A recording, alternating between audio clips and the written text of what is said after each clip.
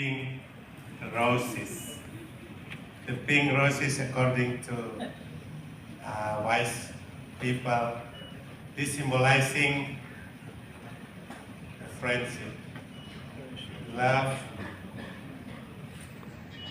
admiration, and appreciation. We have admired you for the success of leading a state from number 26 in education level to be number one. This one concrete fact. You are a great person to present a transformation for your people.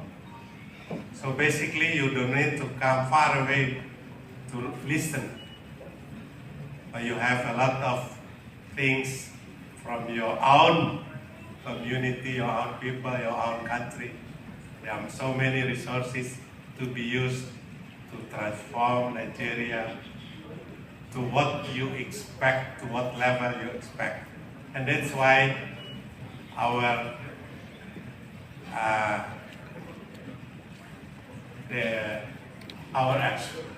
expression to gratitude, to convey our appreciation for the time you spent to come to Indonesia.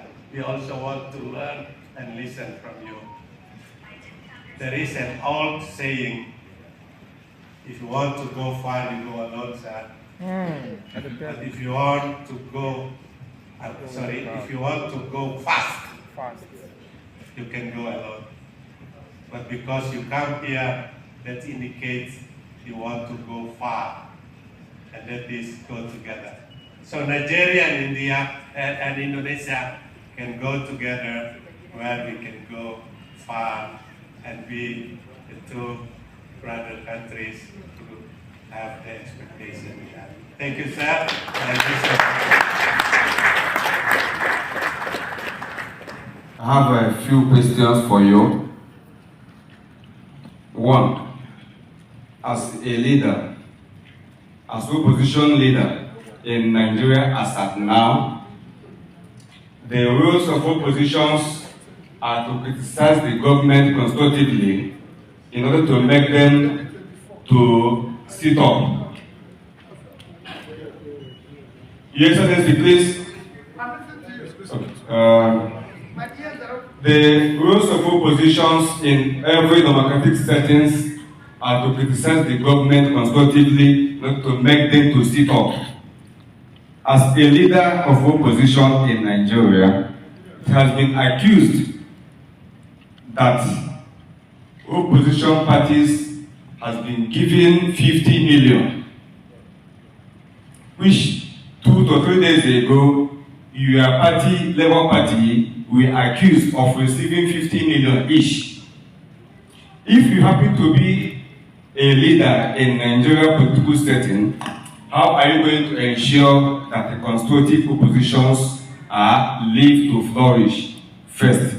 Secondly, before the 2023 presidential election, you traveled to Egypt for power.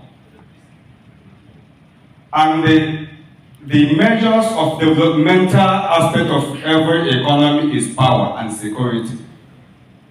And when you came back, you were able to make it as a Nigerian president.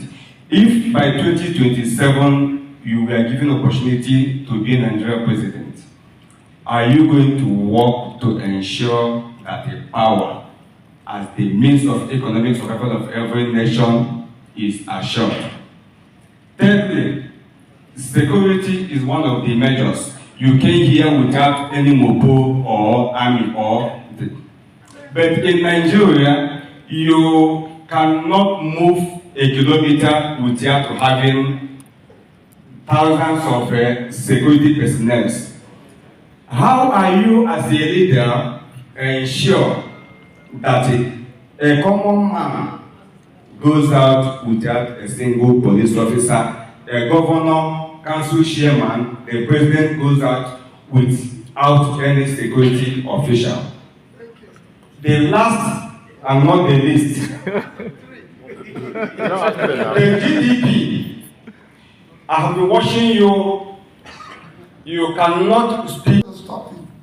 No, it's been stopped in other countries, not just by one person, but collectively by all of us. And you ask the question, how do you stop the youth from living? The youth have to stop reading. The youth have to stop and see that things are being done right. In India, job is their life. Because the society we are using will take its revenge on them. So they have to say no to this and everything. You know, and I tell you, even when people tell me people are leaving the country, I'm not worried. Because if we fix it, they will come back. You know, for me, I'm not worried about their going out. Because I know they will come back. It's a question of fixing it. I told them when I was campaigning last time, I went to people in America and said, let me tell you, in a matter of 6 years, you'll be looking to come back because there's more opportunity in Africa than there is in any continent of the world. And I know that, you know, because Africa has the highest population, we have the highest mineral underneath the surface of the earth. We have a vast and cultivated land. So people will come back. But they're not going to come back if there's war. They're not going to come back if there's insecurity. You ask, what did they do?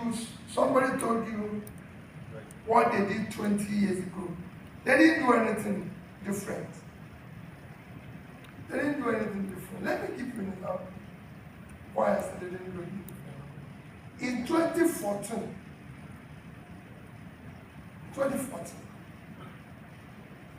per capita of Indonesia is 3,476. What is about 3,500?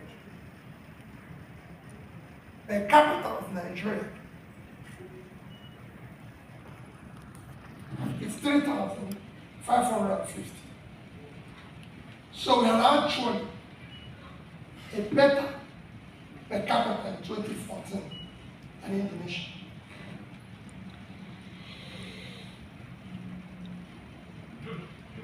By 2024, 2023, 2024, Indonesia per capita is about 5,000. Ours is 2,000. That's what we did right now. Leadership. It's not a rocket science. You're like, leadership is measurable. It's something you get up in the morning, having a governor, get up in the morning, and every day I will ask them, what did we do this month? How many schools did the governor visit? What is happening in our system in education? What is happening in our system in health? Did we build school of nursing? When I became governor, there was no single school of nursing, midwifery, anything that is accredited in Anambra State. When I left, we have over this. You have to measure it. So it's not something you get up in the morning and say, we did budget of good hope. Next day you say, we did budget of a product. You have to say what good hope did before we enter the next one. It's a measurable thing. If you don't, like human life, you get up in the year, you say, I'm going to build a house in my village or in this town this year. So you start. By the end of the year, you should ask yourself, where do we start? Maybe we start our foundation. So let's do the first one. Human life must be measured. So is leader. A leader must ask himself a question, what are we doing? I'm just showing you a very simple thing. It is not rocket science. And because of it, I want to meet those who did it. What happened? How were they able to grow their per capita? Per capita is a measure of critical measure of development. Because it means more and more people were pulled out of poverty. Means more and more small businesses were supported. So how did they do this? In Indonesia,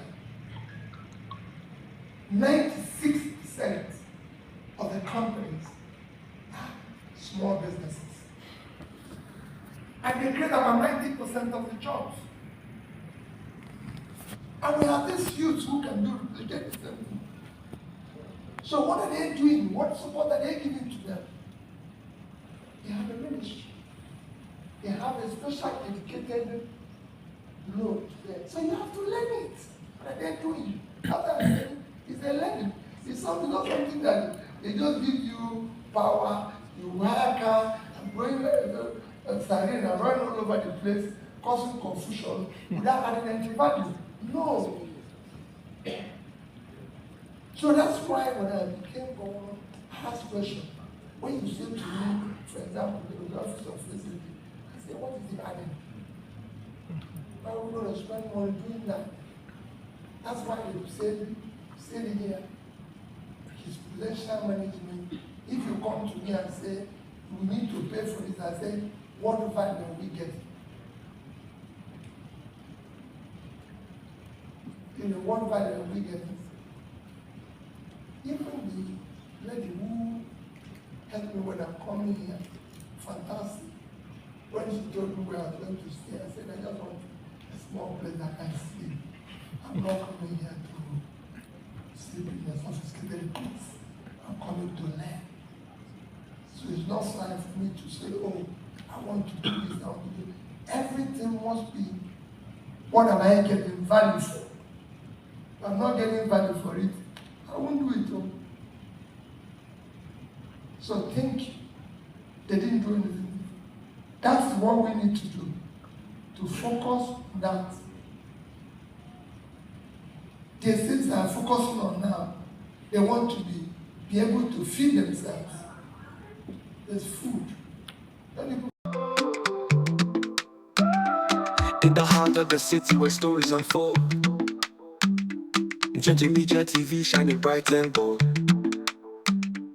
bringing news from the corners of the globe, connects us together, no matter